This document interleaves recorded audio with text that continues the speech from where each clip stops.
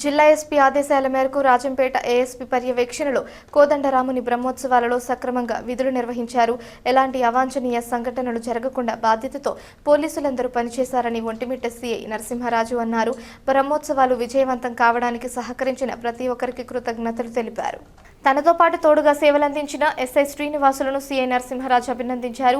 పోలీసులు సేవలను గుర్తించి ఒంటిమిట్ట జనసేన నాయకులు నిత్యానందరెడ్డి, యనమదల కిరణ్ కుమార్ శాలువ పూలమాలలు వేసి సన్మానించి బుద్ధిని చిత్రపటాన్ని అందించారు. రాబోయే రోజుల్లో ఒంటిమిట్ట మండల ప్రజలకు పోలీసులు మంచి సేవలు అందించాలని కోరారు. ఈ కార్యక్రమంలో నర్వకాటిపల్లి జనసేన నాయకుడు వరకుమార్ పాల్గొన్నారు.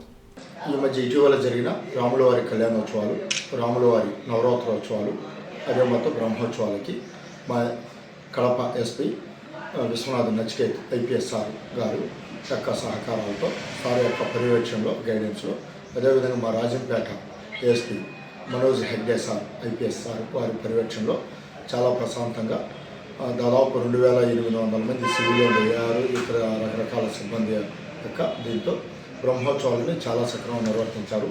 ఈ బ్రహ్మోత్సవాలు సక్రమంగా నిర్వర్తించడానికి మా ఎస్పీ గారి యొక్క గైడెన్స్, మా ఏఎస్పీ గారి యొక్క పర్యవేక్షణలో ఎటువంటి చిన్న అవాంఛనీయ సంఘటన జరగకుండా అదే మొత్తం ఒంటిమిట్ట మండలానికి, మా సర్కిల్ మండలానికి చెందిన గ్రామ పెద్దలు కావచ్చు, పుర ప్రముఖులు కావచ్చు, రాజకీయాలు కావచ్చు, మీడియా మిత్రులు కావచ్చు, టెంపుల్ ముఖ్యంగా టీటీడీ సంబంధించిన టెంపుల్ యొక్క ఆఫీసర్లు కావచ్చు, టీటీడీ సేవకులు కావచ్చు, అందరి యొక్క సహకారాలతో చాలా గొప్పగా ఎటువంటి ఇబ్బంది లేకుండా చాలా బాగా జరిగింది. ప్రతి ఒక్కరికి పేరు పేరున కృతజ్ఞతలు తెలియజేస్తాను.